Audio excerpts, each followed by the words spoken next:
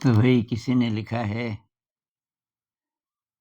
गुरुजी चारों तरफ आश्चर्य से भरी लगती है प्रकृति।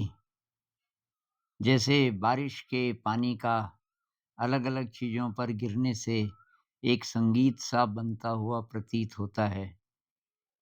शायद यहीं से भी प्रेरणा लेकर किसी ने ड्रम या और भी म्यूज़िकल इंस्ट्रूमेंट्स बनाए हों। फिर तो ये कि हमारे आसपास जितने भी इन्वेंशंस दिख रहे हैं, प्रकृति को ऑब्ज़र्व करके बने होंगे, ये प्रश्न है उनका। तो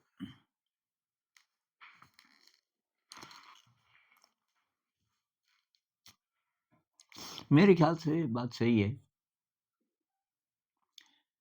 लेकिन प्रकृति से हमारा एक तो ये मूर्त प्रकृति है, मतलब मटेरियल प्रकृति। हम अपनी 5 इंद्रियों से जो पर्सीव करते हैं, जो ग्रहण करते हैं, तो एक तो प्रकृति वो है कि भई ये संसार में चीज़ों के रंग हैं, फ़ॉर्म्स हैं, आकार हैं, संगीत है, गतियाँ हैं। अ, तो ये सब तो इससे नृत्य आया होगा, कला आई होगी, संगीत आया होगा। ये संगीत से मुझे एक चीज़ याद आ रही है बचपन में, ये जो मकान है हमारा ऐसे वाली छत थी उसकी, अब यहाँ से वो बूँदें टपकती थी नीचे के मकान के किनारे से आँगन में, और हम क्या करते थे अलग-अलग बर्तन रख देते थे।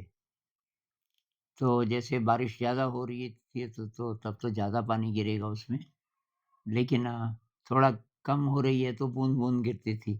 बूँद की स्पीड भी अलग-अलग होती थी, तेज़ बारिश में ज़रा ज़्यादा, कम बारिश में।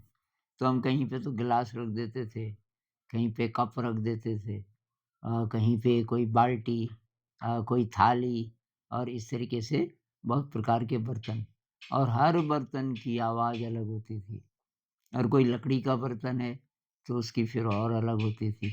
और उनका जो मिला-जुला संगीत है, वो कमाल का होता था। उसमें मतलब एक तो है कि ताल, एक तो ताल होता था, लेकिन एक मतलब सुर अलग-अलग प्रकार के। तो बहुत उस समय मन में ये आता था, जब मैं शायद 7, 8, 9 साल का हो गया, कि ये तो संगीत है एक प्रकार का। लेकिन मेरे ख़्याल से हमें प्रकृति में जो हमें इन 5 इंद्रियों से दिखता नहीं है, उसको भी शामिल करना चाहिए।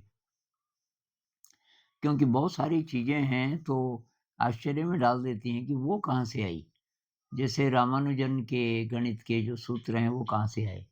और रामानुजन कहते हैं कि ब्रह्मांड को समझने में जो सबसे ज़्यादा मदद जो चीज़ कर सकती है, वो गणित है। और गणित के सूत्रों से वो ब्रह्मांड की संरचना को, ब्रह्मांड कैसे काम करता है, उसको पकड़ने की कोशिश करते थे, और वो उनकी अपनी क्रिएशन नहीं होती थी। वो कहते थे ये नामागिरी देवी मुझे बताती हैं कि वो पहले खून से रंग देती हैं दीवार को, और उस पे तब लिखती हैं, और जैसे ही मुझे पूरा होश आता है, तो शायद वो एक प्रकार के ल्यूसिड ड्रीम में होते थे, या एक प्रकार की समाधि में होते थे, जब वो देवी ऐसे लिखती थी और उनको सारा याद रह जाता था देवी ने क्या लिखा, उसको फटाफट। तो ये कहाँ से आया? तो प्रकृति का ये वाला हिस्सा, बड़ा बड़ा वाला शायद यही है, जो अदृश्य है। जैसे आइंस्टाइन का E इक्वल्स mc², अब ये कहाँ से आया? ये तो अगर हम कहें कि अ, प्रकृति से आया, तो प्रकृति में हमें उन जगतों को या उस रियलिटी को भी शामिल करना पड़ेगा, जो कि अदृश्य है, दूसरा डिमेंशन कह लो। अब इससे बहुत सवाल जुड़े हुए हैं कि क्या बहुत सारे डिमेंशंस हैं, आयाम, बहुत सारे आयाम हैं सत्य के। मतलब एक तो ये दुनिया है हमारी 3 डिमेंशनल, मतलब लंबाई, चौड़ाई, मोटाई। कोई लोग कहते हैं कि टाइम को भी जोड़ना चाहिए डिमेंशन में, तो तभी भी 4 ही हुए। लेकिन और पृथ्वियाँ या और जगत ऐसे हो सकते हैं क्या, जो किसी दूसरे पदार्थ के बने हों, इन एटम्स के नहीं? तो अगर ऐसा है तो पता नहीं क्या-क्या सत्य है और पता नहीं क्या-क्या हमारी पकड़ में आ सकता है। तो बहुत बड़ा आश्चर्य है। प्रकृति ही कितनी है, बहुत बड़ा आश्चर्य है। ये जो ब्रह्मांड है, कहते हैं 4 ही प्रतिशत का पता चल सकता है, क्योंकि मैटर, ये वाला मैटर जो एटम से बना है 4 ही प्रतिशत है, बाकी डार्क एनर्जी है और डार्क मैटर है। अब वो क्या है भगवान जाने। तो रहस्य तो है। लेकिन ये जो आपने लिखा है ये इसमें जो बहुत कमाल की बात है वो ये है कि अ, आपका मन ऐसी भाव दशा में चला जाता है कि आपको प्रकृति विचित्र लगने लगती है, आपको आश्चर्य होने लगता है। ये बहुत कमाल की बात है। नमस्कार।